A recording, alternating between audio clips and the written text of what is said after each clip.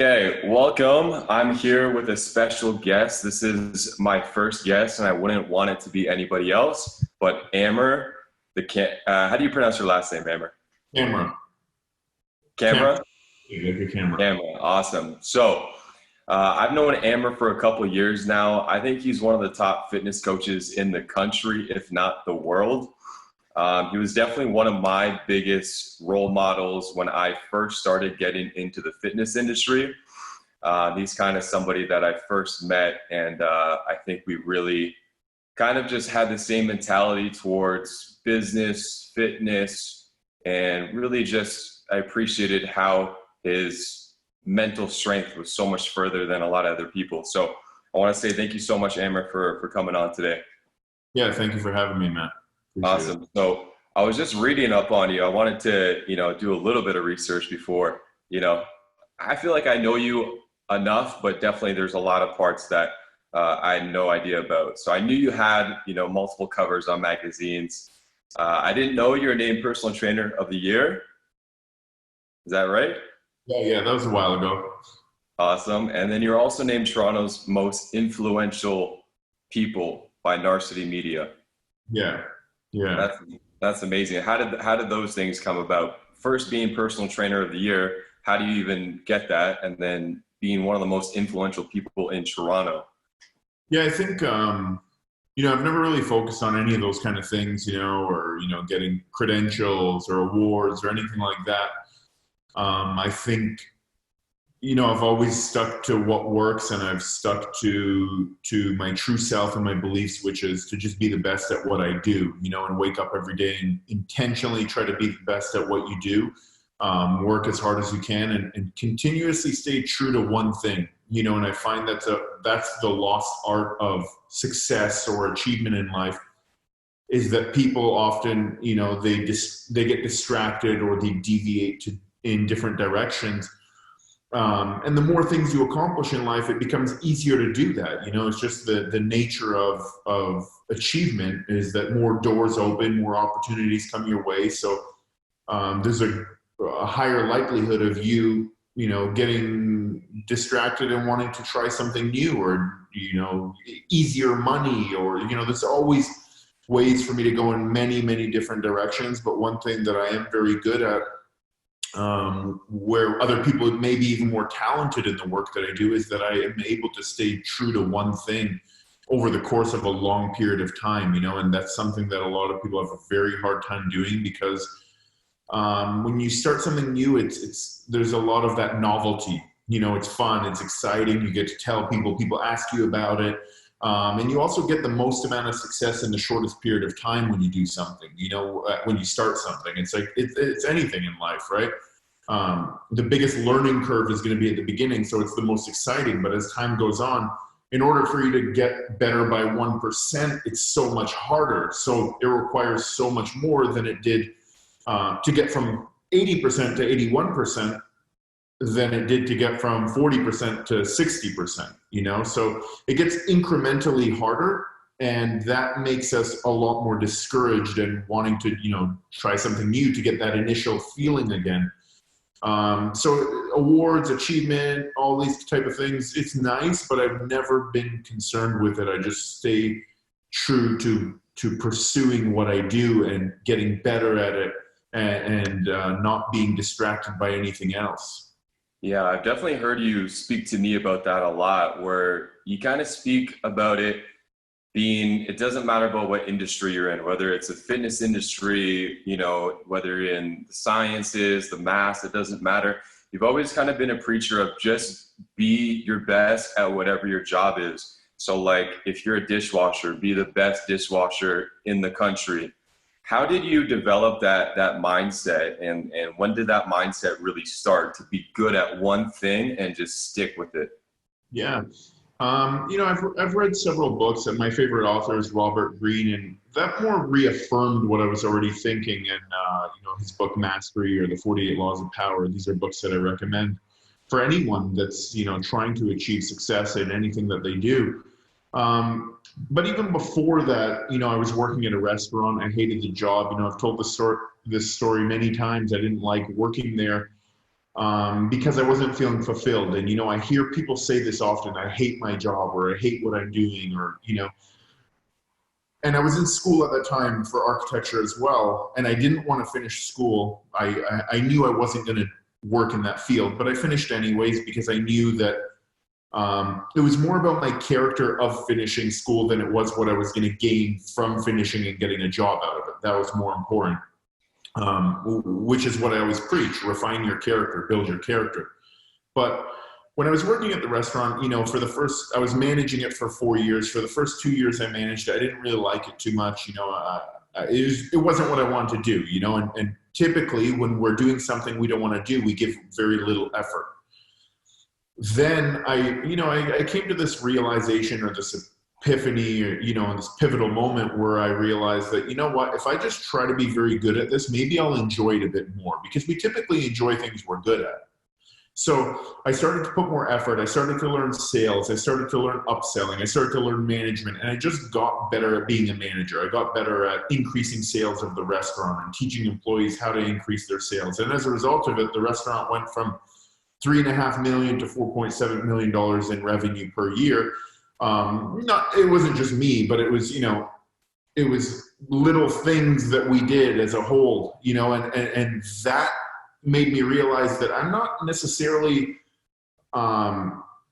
intrigued or obsessed by success in one thing in particular. It's success in general. You know, it's not that I just care so much about fitness. It's that I want to apply myself to one thing and see that I'm getting good at it, you know, and that's the real payoff, because whatever I decide I want to do now, I can just apply that same formula and I'll be able to do it. And I'm a more improved version of myself. So as a result of it, whatever I go and do now, I'm a better Amer than I was in 2015 or 2010. So as a result, I'm going to succeed. So, you know, I saw a lot of personal growth in that time period just from doing that in my work. And that's when I realized that's what it's really about, you know, and people don't give that enough credit in their lives. They're just trying to get to the end goal without wanting to develop themselves along the way, which is more important than anything else anyways, because, you know, when you learn how to develop yourself, you can do it again, you know, which even leads me to the point of, you know, during these times of crisis and pandemic and uncertainty, I don't worry during these times, because the only people that are worrying are the people that cheated their way to where they are. You know, because if everything's taken away or business is shut or, you know, there's all these restrictions, I will find a way. That's part of my personality now. You know, it became a personality trait of mine to be adaptable, to enjoy the process. So as a result of it, now I'm not worried at all. And, you know, there's so many people panicking and worrying, and it's just, I didn't cheat my way to this point. You know, I developed my way to this point, and therefore, if anything, I win if things go bad. You know, that's how I view it. I'll be the one that can achieve or can overcome during these times. And that's why developing yourself through the process is more important than anything else in life. Yeah, totally. A good question that I wanted to ask was, do you think fitness really helped you to achieve that mental toughness? Like, I understand what you're saying. You're saying that you can be successful in whatever you choose to do, but do you think for yourself and maybe for other people, fitness is a pivotal aspect of everybody's life, that if they get really good at their fitness, if they control what they eat, you know, I think I've heard you say it, you know, the biggest discipline is, you know, what you put in your mouth, right? Like, you have full control about over those things. Do you think fitness is one of those crucial aspects that people have to master to be able to have that mental toughness that you're speaking about? I think it's a big part of it, you know, and I think I don't want it to be misconstrued when I say fitness or you say fitness, because some people may think we mean bodybuilding, you know, and I just think as a human being, what are we biologically designed to do? We'll move our bodies, you know, like just move, like just use your body, train, condition your body, whatever that means. If that means going for a run, doing yoga, playing tennis, I don't care what that means. But yes, I think that's a very important part. Just from a feeling good standpoint, which I believe to do well in life, you have to feel good, you know, and you have to feel good about yourself. So that's very important. Aside from that though, you know, in terms of even just using fitness to develop yourself, I think the most important word when we talk about anything human related, honestly, is tolerance. And the reason why I say tolerance is because tolerance applies to everything that we do, right? It applies to what we're able to handle in life and, how much we're able to handle. The most successful people just have a higher tolerance for whatever it is that they're doing. The most genetically gifted athletes, they're not genetically gifted for any other reason that they can tolerate more, they can do more. So I use fitness to increase my physical tolerance. As a result of that, it's a good reference point, or it's a good metric for me to observe and say, wow, like I can push myself when I get tired. When you start to feel tired, your body starts to react in a way that your mind is like, just shut off, just give up, just stop, just slow down. And you have conscious control over that. Like you can literally tell yourself, I'm not going to stop and I'm not going to give in to this pain right now, or to this discomfort or this challenge.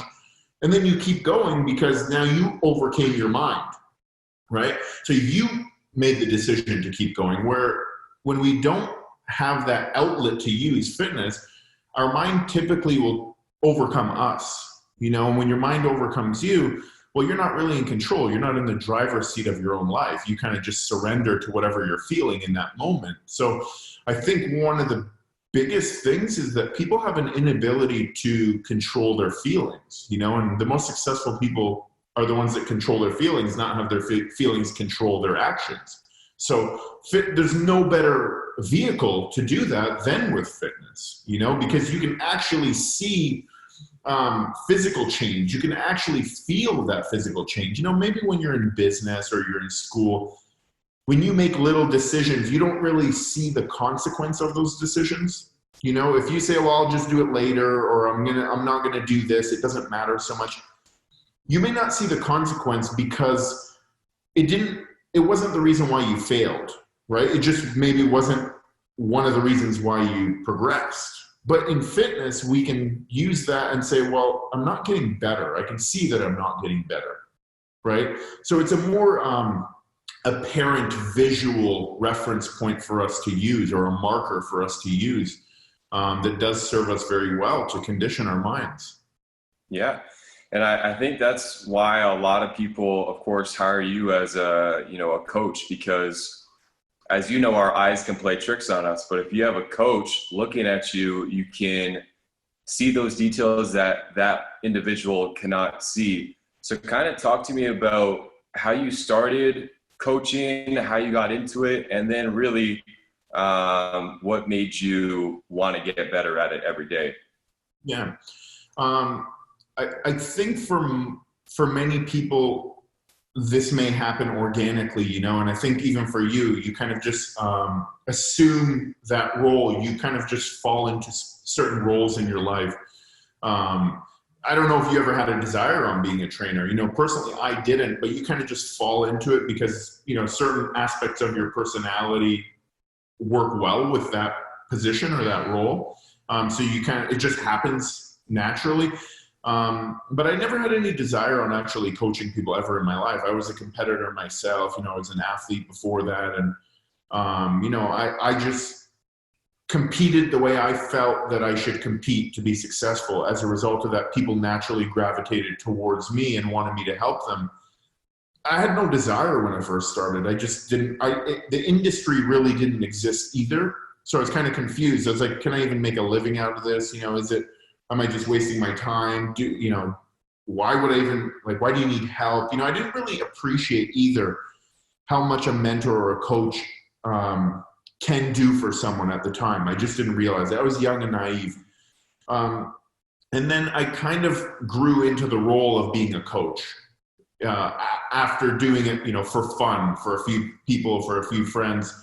And I grew with the industry as well. I was doing online coaching really before anyone did it. I was charging maybe like $100 for 12 weeks, so less than $10 a week. I just didn't know what it was worth. I didn't know.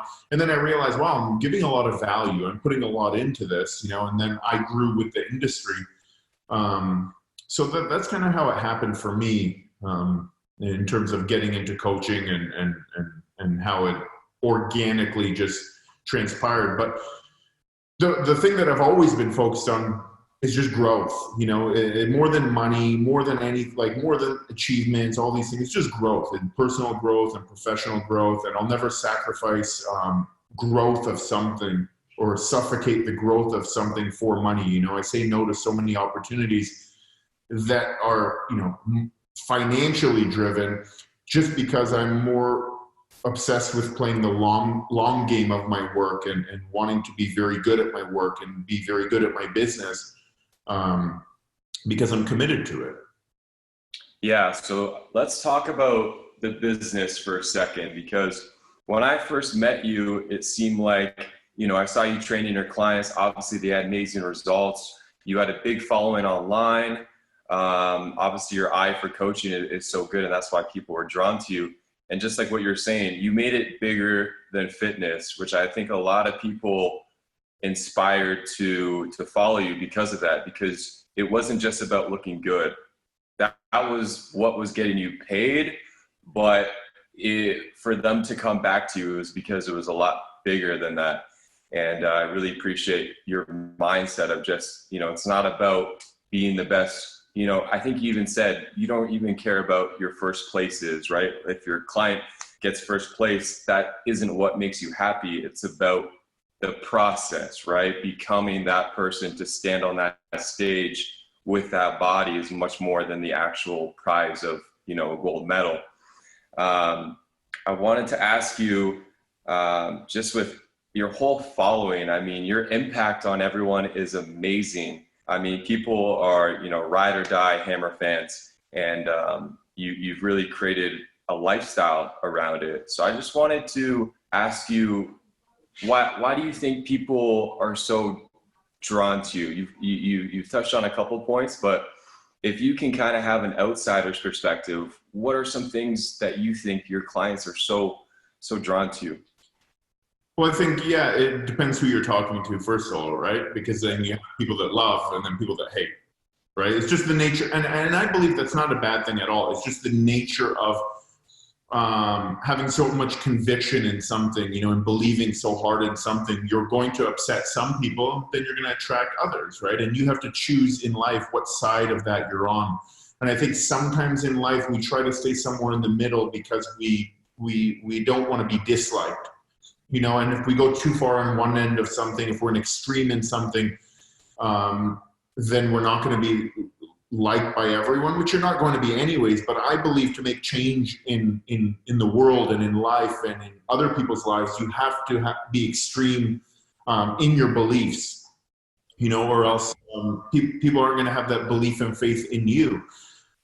So I think one thing I did wrong through the process of my work is that I changed who I was from why I initially started. And I believe it happened subconsciously or unconsciously. Like, I didn't mean to change, but sometimes there's so much resistance or so much pushback from people that may not agree with you. And then you don't want to feel that way, like I don't want to have to fight with people all the time, or I don't want to have to explain myself all the time, because I'm never going to be always right, but I'm also never going to be always wrong in life. It just depends who you're talking to and about what, right? I could say one thing and it's the worst thing to one person, the best thing to the other person, I'm very tough on my athletes. I'm very extreme. Even my employees, I don't put up with any nonsense. I don't put up with any bullshit. As a result of that, challenging them so hard, they grow a lot, and I get to see a lot of growth in people. Then there's a percentage of people that it just doesn't work at all for, and they'll say, he's the worst coach. But then there's some people that say I'm the best coach, or the worst employer, or the best employer. So it depends really who you're talking to and what that person needs out of it, right? And there's nothing wrong with that. My goal is not to be liked. My goal is not to be liked by everyone. It's really to do what is right, and to do the job properly in whatever it is that I'm doing. And I have to accept the good with the bad and the bad with the good, and know that what I'm doing is for the best interest of the right person. And they may not even see it right now, but 6 months later or 2 years later, they'll say, wow, like, you know, if it wasn't for that, I wouldn't have grown into what I am today. And I believe just the world we live in today has become a lot softer and a lot more sensitive, and that could be good and that could be bad for certain things, but often it doesn't challenge people enough, you know, and if it doesn't challenge people enough, it's not going to be enough to change anything, you know. And just because people don't consciously want to be challenged, you know, some people don't like it when you're tough on them. At the end of the day, it's not about what they like, it's about what's best for them, you know, and they have an inability to see that it's going to benefit them down the road. And that's why I say some people it just doesn't work for, you know, and some people that it doesn't work for, they'll leave, and they weren't going to get better anyways, in my opinion, you know. So it's like one of two things. Either you're going to thrive in this, you're going to get better from what I'm saying to you, and you're going to improve, or I'm just going to speed up this process and expedite this process and get you to the realization that you weren't going to succeed anyway a lot quicker, because I'm not going to beat around the bush. I'm going to tell you, and it's not me being emotional or me being personal or me being biased in my thinking. It's literally, I'm connecting the dots for you. I'm facing you with the truths, asking you the questions that are going to reveal the truth, and then you're going to answer it and say, well, I don't want to do this, or this is not for me. But what I'm not going to do as a coach or as an employer is that I'm not just going to beat around the bush, and I'm not just going to waste time and take your money and go a year and then realize after a year you didn't succeed anyways. You know, I'd rather you fail today, move on and get better, or just quit instead of, you know, bullshitting for a year. And then in a year you're like, well, I didn't get better. And it's like, man, I didn't need a year to realize that. You know, I could just do that on day one. I know right away with what you're thinking. I know based on what you're saying. I know what your actions are going to be. I don't need to hear your words. I love that, because that was one of the first things I noticed about you. And I'll even admit, as a trainer, I was afraid to be that polarizing. I remember I had a client that was clearly overweight, probably 60 pounds overweight, and he was training with me 2 times a week. And I was afraid to say, hey, what are you doing for your diet? Clearly nothing's changing. And I was so focused on, you know, I got to get this next paycheck. Let me just beat around the bush. Let me make him feel good so that he still wants to train. But I realized at the end of the 6 months, when it was time to take his progress picture at the very end, he had no changes. And I ended up not ever getting him as a client ever again, because he had a bad experience with personal trainer. And it was because I was afraid to say, hey, look, buddy, you're not putting in the work. You're cheating somewhere. And I just love that so much about you, how you're so honest. And like you said, it saves everybody's time, which is the most important thing, right? Yeah. And you know what's even worse, Matt, is I believe as you get better at something or have some success at something, it actually gets easier to not do that. You would think it would get easier, but you know, if you make a bit more money, you start to say to yourself, well, like, who cares? Just keep making money. Why do I need to have this conversation with this guy? I'm doing well, you know? And that's what I mean, where sometimes we start to change what we value in ourselves or in our work. You know, you may start for the right reasons, and then you're making money and you're like, oh, okay, I'm making money, so I must be succeeding. And we start to base our success on money we make now, right? So you're like, I'm making good money, so clearly I'm doing something right. So you start to change your focus, you know, and then you're not having those conversations with those people because, you know, you start to think, why do I need to? I don't want to tell this guy off. I'll just keep taking his money or taking her money. You know, I don't want to tell them the truth. It's just keep, and that's where I said to you earlier in the conversation, is like, you start to change your focus sometimes. And I always have to remind myself, it's not about money. It's about growth. You know, you cannot be deviated by that, because then you start making bad decisions again, you know, and you're not making decisions that are going to get you even further, you know, and that's where people have a difficulty, and people almost like get off on elevator stops. That's how I look at it. You know, like now you're on the 4th floor and you're like, okay, I'll get off here. It's comfortable here, you know, but my goal in life is not to get off on the 4th or the 10th, like it's to go to the top, you know? So I have to continuously make myself uncomfortable. That's the key, is like, I have to be uncomfortable all the time where I'm having these conversations, I'm being honest, I'm being transparent. Like, I don't want to do those things either, because it actually requires more effort, right?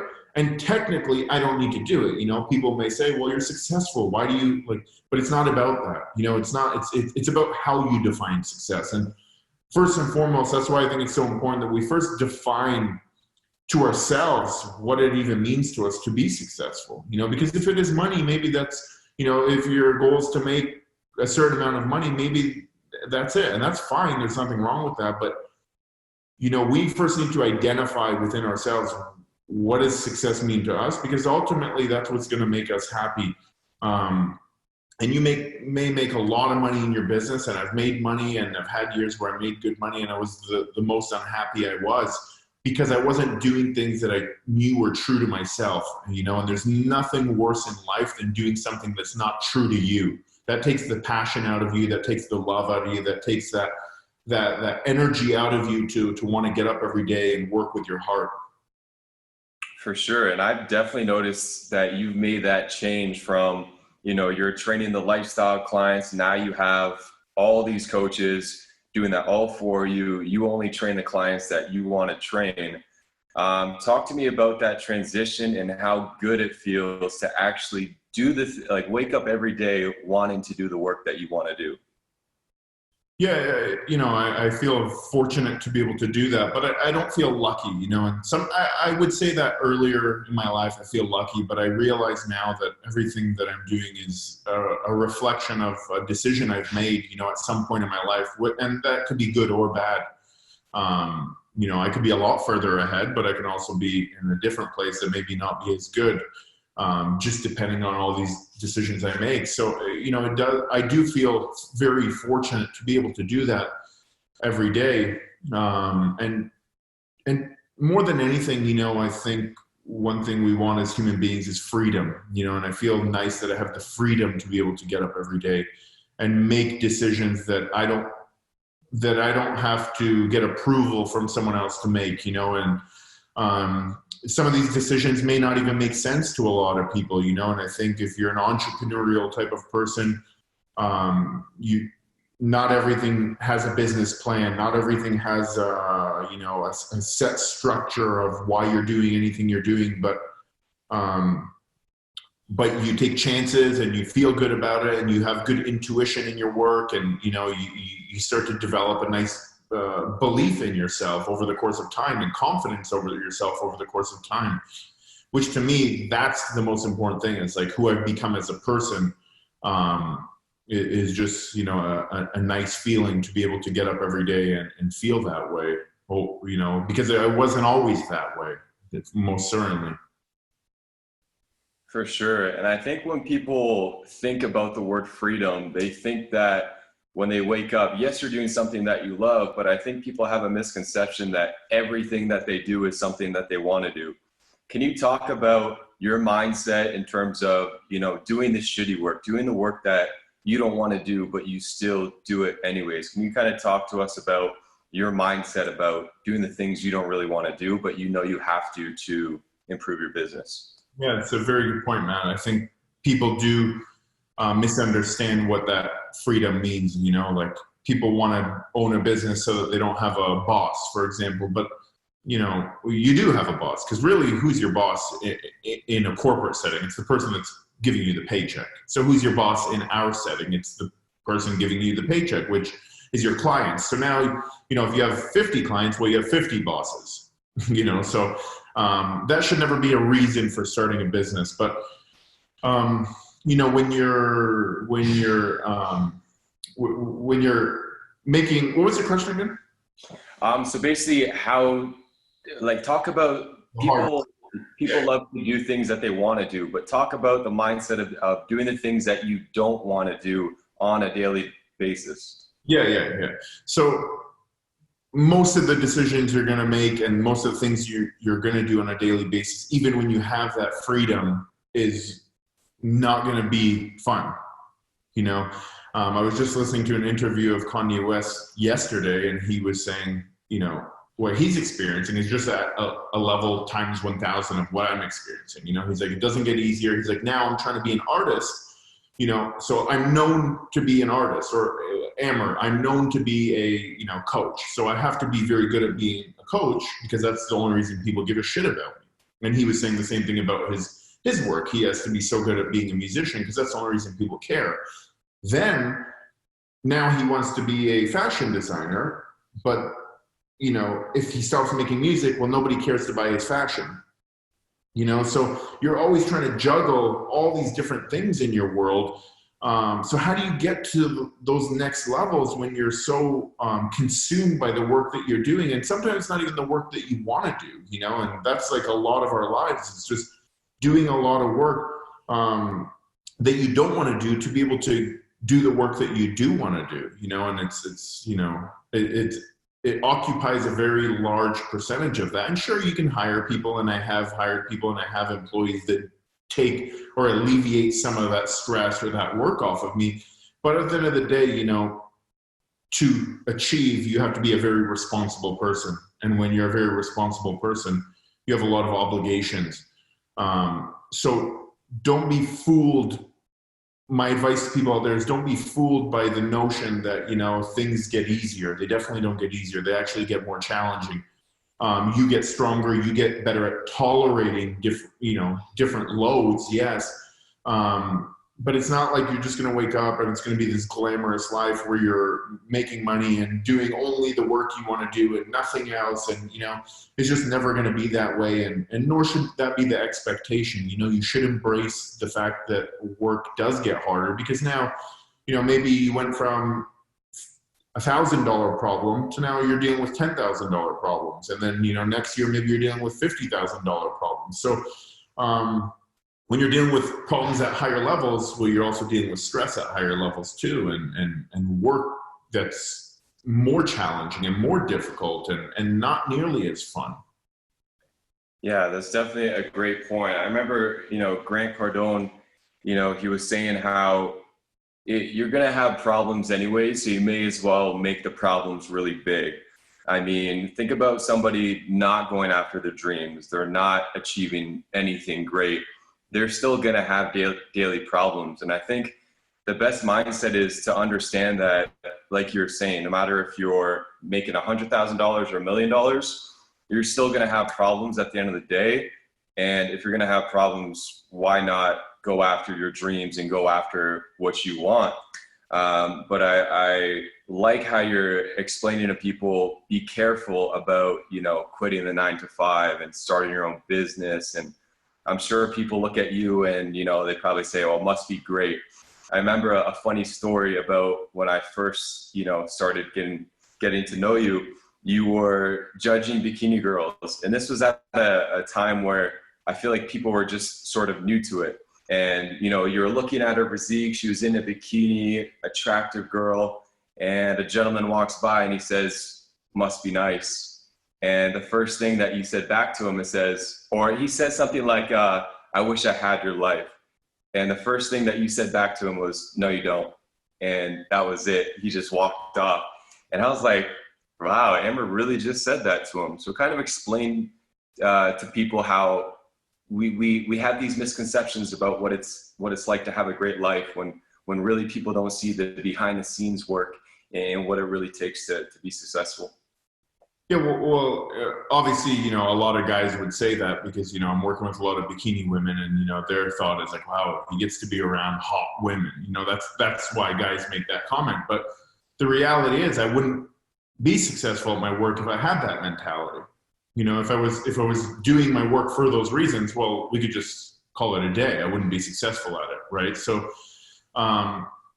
you know, I'm looking at it like anything else. I'm looking at it like, you know, a photographer that's trying to be the best at his work or her work, or I'm looking at it, you know, as an engineer that's trying to be the best at their work. It's, you know, I take my feelings and my emotions out of what I do regardless, you know, and it doesn't matter to me. But like when I look at physiques, I'm looking at muscle, I'm looking at fat, I'm looking at carbs, I'm looking at any of these things, you know, I'm not looking at all as, you know, or is this person attractive as a person, you know? And I think that's very hard for people to understand, you know, it just doesn't make sense to them logically, but that's just how I feel toward my work, you know, and I've always felt that way. So, you know, people are always going to be sold by like what things look on the exterior or what they look like on the exterior, you know.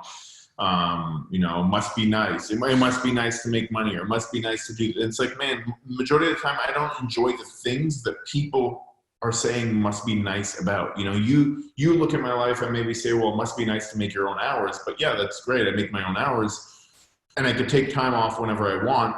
But the reality is that to be able to do this, you have to be a very responsible person. So actually I end up putting in more time. So I have less time off, you know?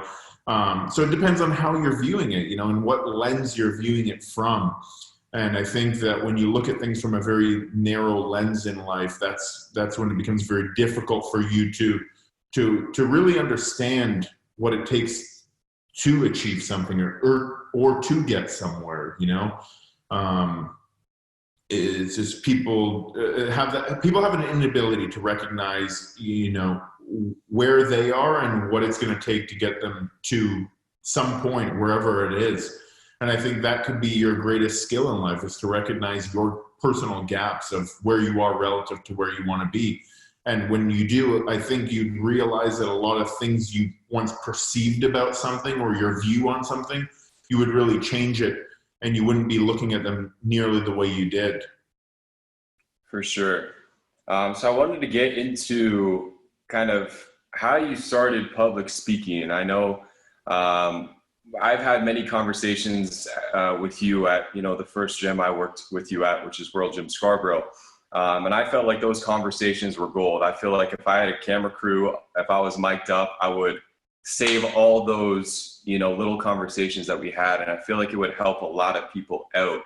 So your ability to speak and your ability to really just tap into people's emotions is so great. So I wanted to get into, how did you become a public speaker and actually start to get paid for it? Yeah, I'd start with this. I knew that doing my work, I was able to impact people. And then I realized, well, this message can be, I could speak this message to more people, you know, and I think more people can benefit from it, because I never grew up thinking that I wanted to do that. It was never a thought of mine. But I realized that it did have an impact on people, you know, just unknowingly, it did have an impact on people. And I believe that public speaking is a way for me to give back to other people. You know, it's something that I feel that, but at the same time, it's also a selfish reason why I do. I just love doing it. I feel that it's a way for me to really express how I think and format it in a way that people can digest it and absorb it properly, and that they can take and they can apply in their own lives in some way and better themselves. So, you know, it's kind of one of my biggest passions, and it's just something that I organically have gotten better at it just through practice, you know. And that's something I always tell people, is like, I'm not necessarily good at anything, really. I wouldn't identify myself as really being good at anything. You know, I don't really have a skill where I thought I'm really good at this, you know. And some people have that and they discover it early, and that's great. But if you were to ask me when I was younger, like, what do you think you're good at? You know, I'd say maybe running, you know, like that's all I can ever really remember. You know, I wasn't good at speaking. I wasn't good at reading. I wasn't exceptionally good at one thing, you know, and that was a bit discouraging for me when I was younger, because I always thought to myself, well, what am I going to become?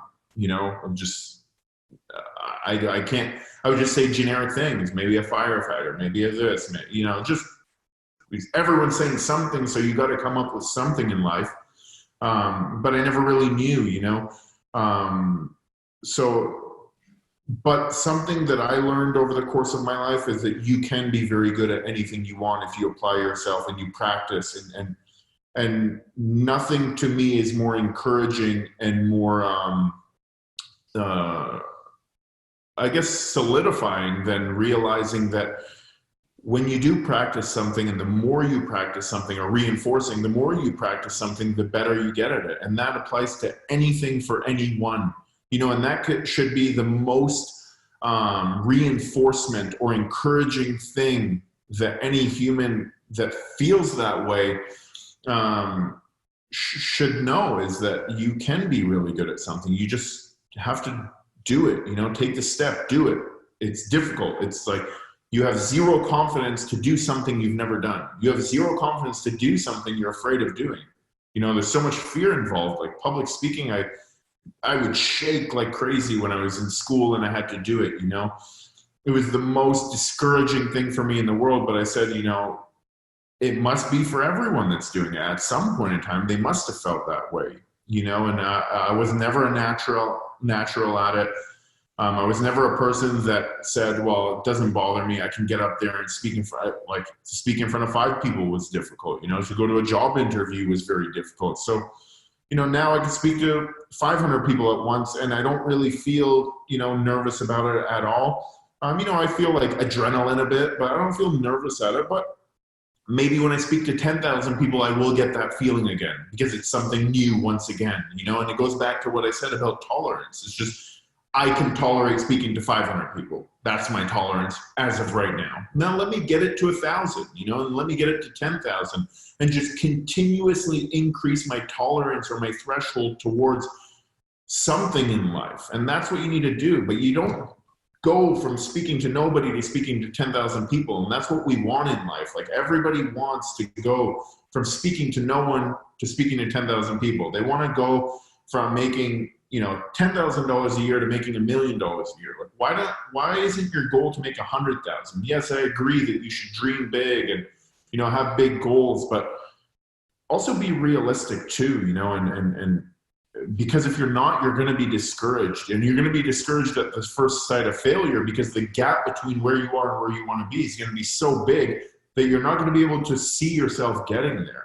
Yeah, it's kind of like Will Smith's mentality where it's like, if you have this big wall, if you just focus on the daily tasks, if you just build it brick by brick, you will eventually build that wall. And I've definitely seen it with your public speaking, where you didn't start with, you know, I think I came to your 3rd or 4th event, but you didn't start there. You started with a small crowd, then the second one got a little bit bigger, then the third one got a little bit bigger. And I was so amazed because, you know, for me, you were in the gym, you were working at the same gym that I was at. So these conversations, you know, happened on the daily. What blew my mind was when people drove hours just to hear you speak. And I was like, I knew you had an impact on people, but I didn't know it was that big, where people would dedicate a day to fly out, to drive hours just to hear you speak. And in my head, I'm like, I hear this guy speak every day. What's so special? But I knew it was special, but I'm like, I didn't know it was that big of an impact. How does that feel to have people that really take their time out of their day to, you know, travel multiple hours just to hear you speak? What's that feeling like? Yeah, I mean, you know, I really appreciate it, obviously, you know, and to me, it's still something like, oh, wow, someone's flying, you know, like for me, you know, but, you know, by that same token, I also have learned, and this took me a long time in life too, is to learn the value of yourself too, right? And that's a very, very hard thing to learn. I don't think we give ourselves enough credit. And I think the people that do, often it's fake, you know, it's like a false sense of arrogance or a false sense of confidence. But to really value your worth as a person is very difficult. And it's a very big process too, you know, to value boundaries in your life, to value what you're worth, value how much you can do and what you're capable of, and just value, you know, yourself as a person. And I think that really comes by being able to just work on yourself every day, you know, that brick by brick mentality. You know, if I didn't go through all these steps of like going through the hard work and going through the challenges and going through the sacrifice and giving up things in my life, then I would never feel this way about myself. So that's why the process of who you become is so important, because it's setting yourself up for bigger things in your life.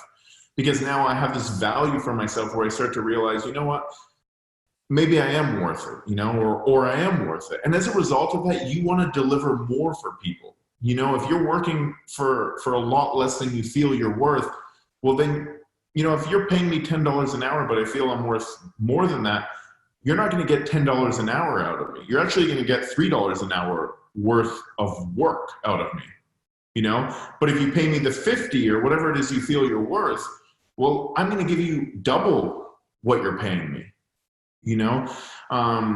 So that's why it's so important that you do value yourself, because you're going to over deliver all the time when you value yourself, you know, because I'm not walking around with a calculator and trying to figure out how much value I'm giving all the time. I'm giving as much value as I possibly can when I feel I'm valued, right? So I'm not stopping at what you're paying me as a client or as an employee or as someone coming to my seminar. I'm not, you know, I'm not writing my book thinking I'm giving you $17 worth of value. I'm like trying to give you thousands of dollars worth of value. But if someone says like your book's going to sell for $2, I'm going to give you 50 cents worth of value. 100%. So you touched upon that. You're writing a book, or you've been writing it for a long time, and I had no idea that you were writing it until you made that post about it. So kind of describe the process of you know, what it takes to even start writing a book, and you know, when's that book gonna get released and what is it about? Yeah, I never imagined that I would. You know, I was in remedial reading when I was in grade probably 4 or 3 or something, you know, and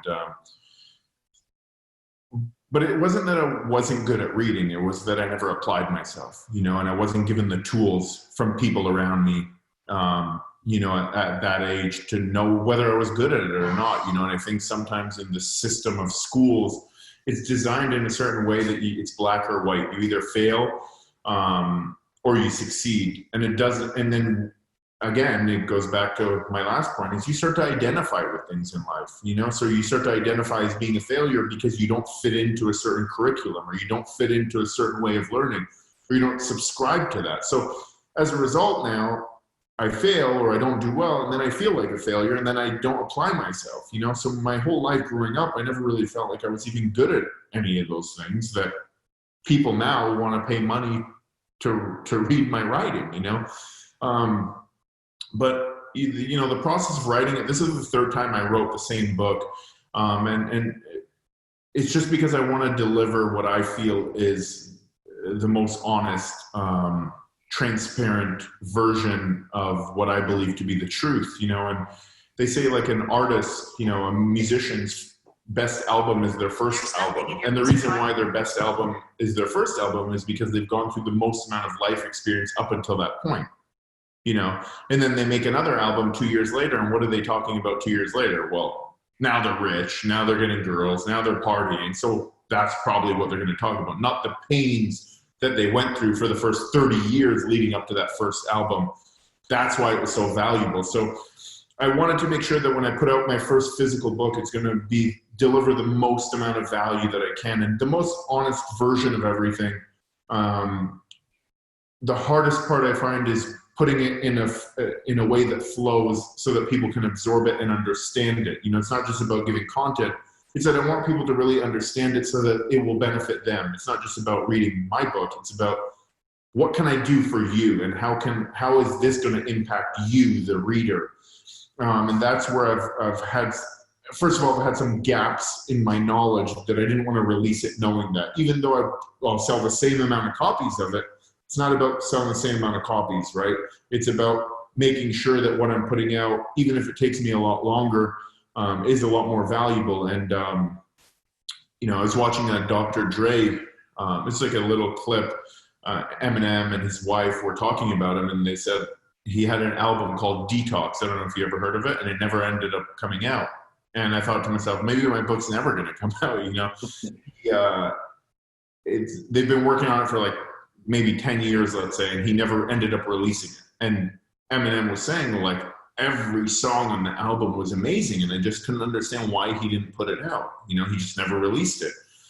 You know, and people may read what I wrote up until now and think, wow, that's amazing, but that's goes back to everything I've been saying and tying in. It's not about what people think. It's not about the money you're going to make. It's not about any of those things. It's about doing things that are so true to you and things that you believe in, and something that allows you to really express yourself because the last thing and the worst thing in life that I want to do is, I'm okay with expressing myself and maybe being ridiculed for it and not being liked for it. And that's okay with me. But the last thing I want to do is not accurately and precisely express myself.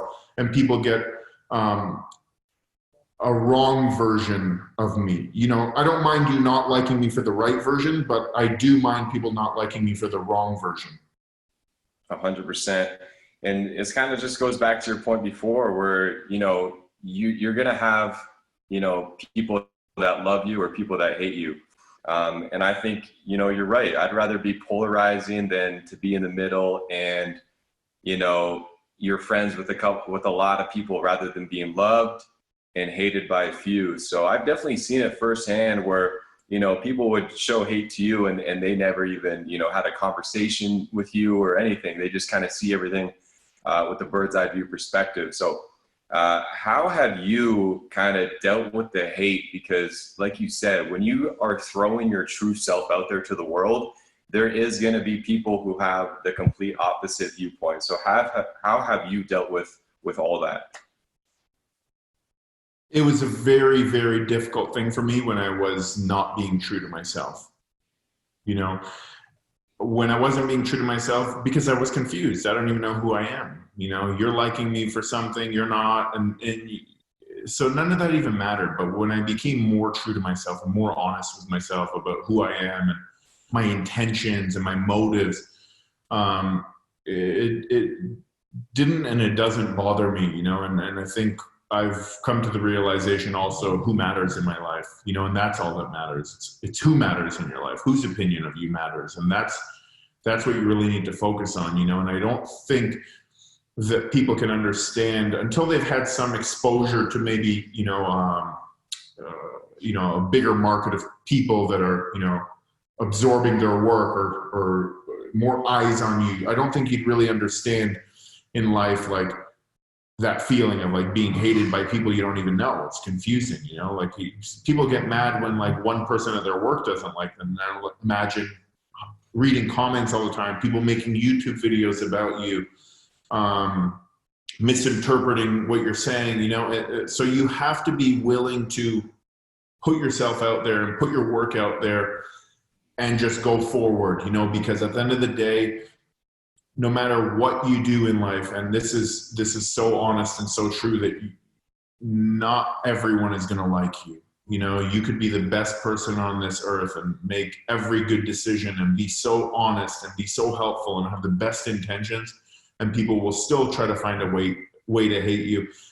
And often it's a reflection of themselves. It's not a reflection of me at all. It's a reflection of how people feel about themselves. And I may say something that may trigger or evoke an emotion within them, an insecurity within them. And as a result of that, now they may turn it around on me, and that's fine, but as long as I know that what I'm saying is true to me, I'm not going to change that for anyone. My goal is not to impress every single human being on earth. It's not to try to help every single person on earth. It's to help the people that want to be helped with what I can offer, and that's still a large percentage of people. And that's why you have to stay true to that, because what happens when you try to be more liked? Now the people that will actually be served by what you do and how you do it are going to get a watered down version of you. And so who loses? The people that were actually going to benefit from you. So those people that don't like you weren't going to be helped anyways. They weren't going to benefit from you anyways. And now the people that were going to benefit are benefiting less from you. So it's, a double-edged sword, and you got to decide, choose the lesser of the two evils and the one that makes the most sense. And ultimately the one that's going to bring you the most joy and the most passion and the most love for what you do. Yeah, I love that. It kind of reminds me of the story about, the two boys, the father and the son and the donkey, where it's like, you can't please everybody, like people are going to have criticism, whether both those people are on the donkey, whether both of them are off, or whether one of them is on. So it kind of just goes to the point where you just have to be true to yourself. I think that's kind of like the central message of what we've been speaking about today. Be true to what you believe in, what you value, and, you know, don't soil down anything, because the people that really do need your help, they're going to get 100% of you. And I think that's really important. I think a big thing that I struggled with, especially when I was younger, is bottling up those emotions. So bottling up those feelings that I had. And, you know, everybody knows when you bottle things up, eventually there's going to be an explosion. So you've been very adamant about talking about, you know, the topic of depression and what that means, and how that is caused and how you can fix it. So kind of talk to me about, you know, your thoughts of depression. Have you ever been through it? And if you have, what kind of lessons have you learned from depression? Yeah, I think this is actually something big I talk about in my book. And I think depression is, we need to learn how important depression is in our lives, first and foremost. If we don't really understand something, we can never overcome it, you know, and if we always view something with a bias lens, where we look at something as being bad, well then, you know, we don't understand it. And depression is actually a very important aspect of being a human being. It's a coping mechanism. So it's ingrained within us for good reason. You know, you want to be able to cope when you're dealing with trauma, when you're dealing with unbearable amounts of stress, when you're dealing with a loss in your life. So it's so important to feel depressed. That's not a bad thing. What's bad is we feel depressed at the wrong times, you know. And I personally feel that and I'm not making a blanket statement about the cause of depression, but I believe as a society, we're moving further and further away from being human. And as a result of moving further and further away from being human, well, we don't have an ability to express ourselves. We don't have an ability to articulate our thoughts, our emotions. We don't have an outlet to feel anything. So as a result of the opposite of expression is depression. So we're not allowed to express ourselves. In schools, you know, we're taught to be quiet. Our parents teach us, you know, drawing the lines. So like we're taught to live this cookie cutter way where all humans should be the same. And that couldn't be further from the truth. You know, what are you taking away? You're taking away the art and the ability to express yourself. You know, if I change who I am because people don't like me, well, guess what? I just depress myself. You know, I'm taking all the expression away from myself and I'm bottling it all up. I just depress myself from all of my emotions, all of my outlet to be able to feel. So as a result of it, now I feel nothing, you know, but I definitely don't feel good, because when you feel depressed, it's not like you can experience good but not bad. You experience nothing. You can't depress one emotion and not the rest. You depress them all, right? And then what do? We try to manufacture that feeling of feeling good through engaging in pleasurable activities. So then we become addicted to things in life, you know? And somebody that's strong in their beliefs, somebody that expresses themselves and feels their emotions, is a lot less likely to engage in addictive behavior to try to replicate that feeling of feeling good, which is pleasure, you know. And it's very hard for us to decipher the difference between happiness and pleasure. So as a result of that, we just engage in pleasure. But the problem with that is we develop a resiliency to it, or a tolerance for it, and then we need more of it and more of it and more of it, you know. And eventually, you know, gambling with $50 is not enough. You need to gamble with $1,000 or, you know, then $10,000 to get that same feeling, you know. And that's all we're doing as humans. We're chasing feeling because we feel less than we ever have in the history of being a human being. You know, we're taught, we strip ourselves of that. We strip ourselves of feeling things. You know, we're taught in schools to not feel things. We're taught to never feel jealous of other people because jealousy is bad. Well, like, no emotion is bad. It's bad when we use them incorrectly. But, you know, people are so out of touch with how they feel and what their emotions actually mean. And that biologically, or on a biological level, all we are is feelings and emotions. You know, that's what makes us a human being. So you take that away from us and we're nothing, right? And it comes at no surprise that depression rates and anxiety rates are so high. And why do we take anti-anxiety or antidepressants? Because they're replicating or replacing, supplementing the feelings that we no longer get in a natural way. You know, to take it a step further, humans are more sedentary than ever before. As a result of that, we don't get to secrete hormones into our bloodstream that make us feel good.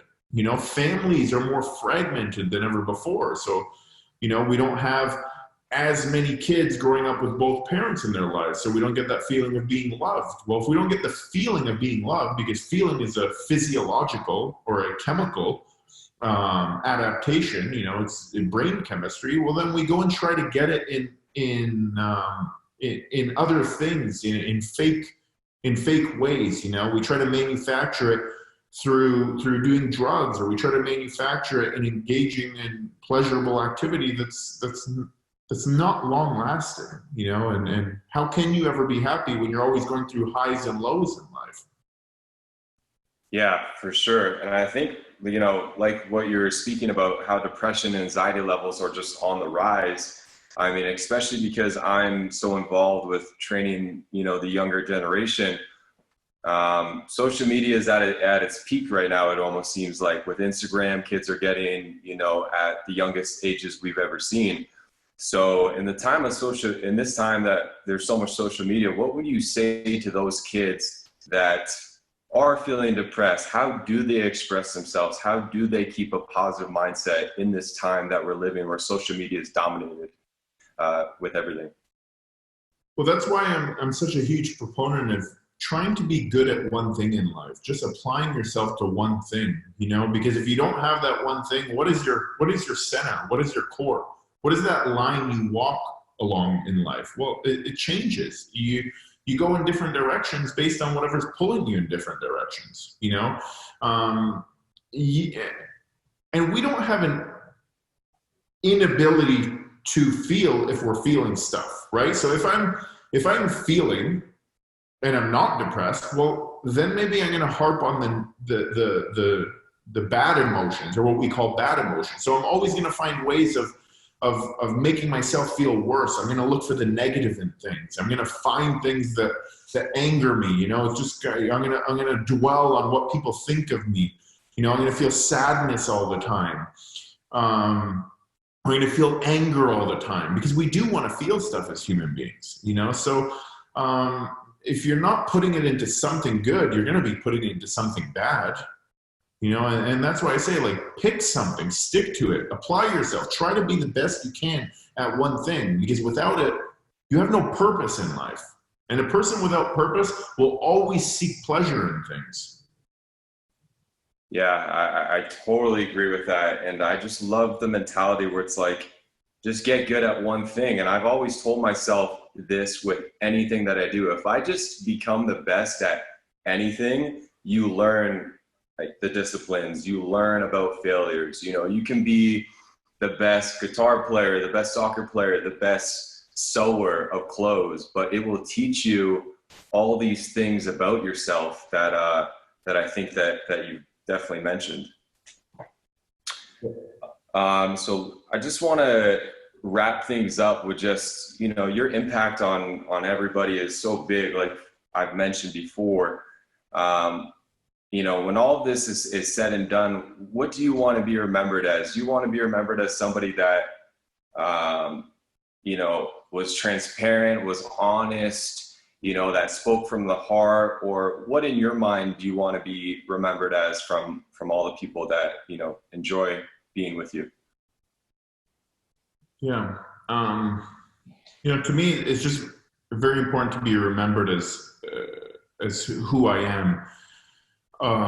And by who I am, I mean when the most authentic version of me, you know, that I've been portraying. It's not like, oh, well, you know, I knew this version of him, or I knew that version of him, or, you know, everyone's saying different versions of me. There's consistency in who I am, because that tells me that I was being honest with myself the whole time, you know.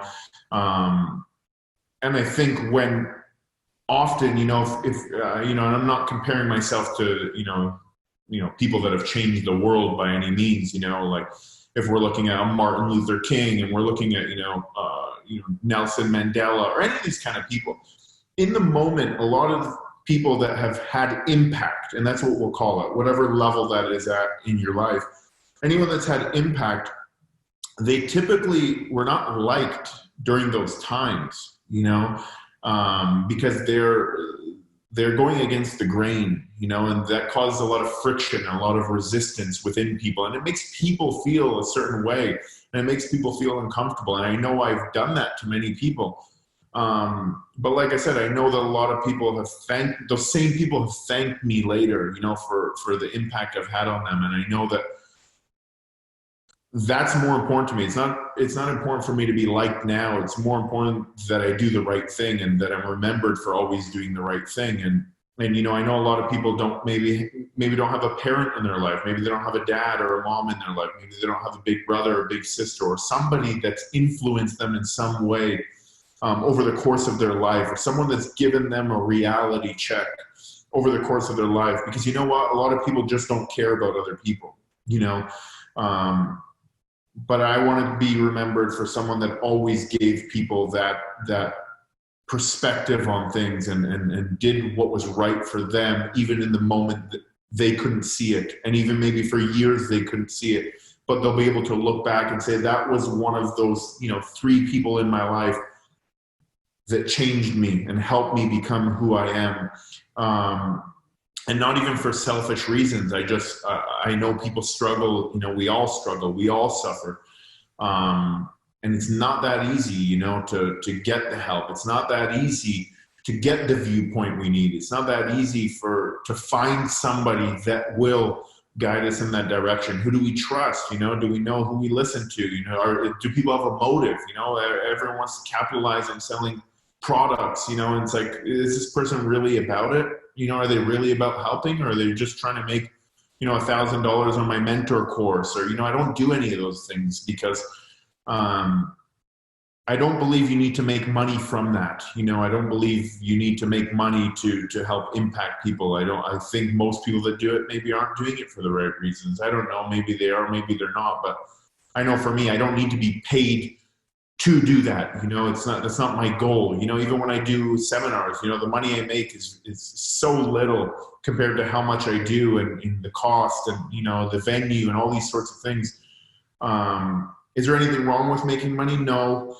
But for me, this is a way that I can give back to people and you know, inspire change at least. You know, my goal is not to wake up every day and inspire people, but it's that my words can resonate with the right people.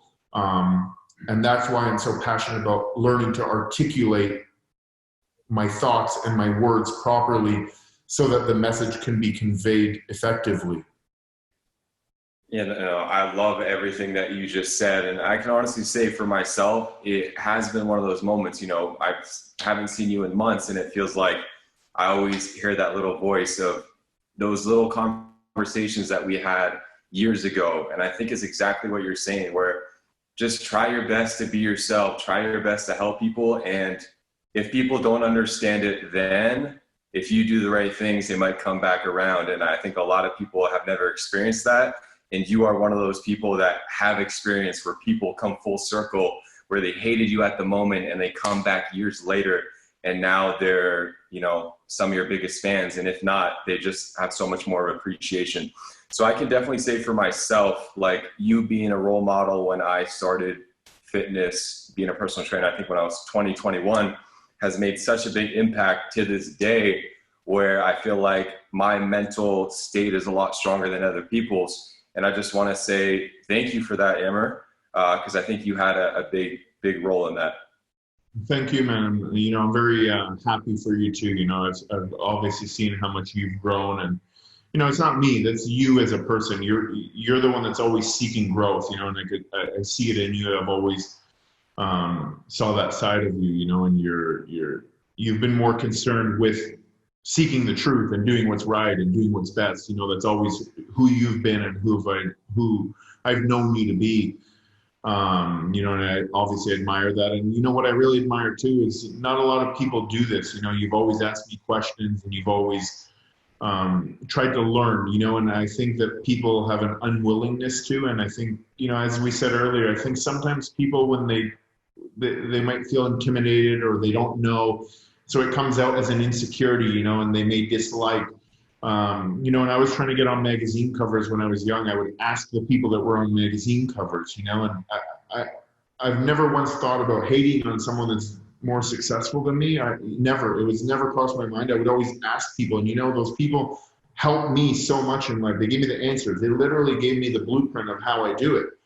And if I hated on them, I wouldn't have been able to do it, you know, and so I admire that a lot about you because, sometimes those insecurities we put on a mask, you know, and it's like our ego, a way of like, oh, Amer's a fucking idiot, or this person's an asshole, you know, and it's like you don't care about any of that. You just want to be better, you know, and that's why obviously I take the time, you know, for you and, you know, have this conversation with you because I appreciate you as well. Awesome. Yeah. And I just want to say thank you so much for your time. And really my main thing for doing this was not, I mean, I could take these conversations and just save them forever. I feel like I can put them in, you know, the external hard drive, but I really just want to get these messages out to all the other people, whether it's a young, you know, 14-year-old kid who might be going through something, or whether it's somebody that's 35 that wants to achieve their goals and they're afraid to do so. I really just wanted to do this to help out other people. And I think that's the biggest thing with you is everything that you do is for the benefit of other people. And I think we share that common belief. And I think that's why maybe we get along so well. Thank you, man. Awesome. Well, that's going to be the end of the podcast. This was my first episode with Amer the Hammer. I wasn't sure what to call this podcast. I was thinking the Matt Joe Show. What do you think about that, Amer? Yeah, I love it, man. Use your name. It's always unique. It's always going to be you. Awesome. It's the Matt Joe Show, but it's never about me. It's always about the guests, and today's guest was Amer. So Amer, thank you honestly so much for the time. You know, you didn't ask to get paid for this. You just wanted to speak the truth. And I really appreciate everything that you're doing for all the clients that you're working with. And again, for me, because you've instilled so much of the mental things in my mindset. Thank you, man. Thank you. Awesome. Thanks so much, Amer. Okay, brother.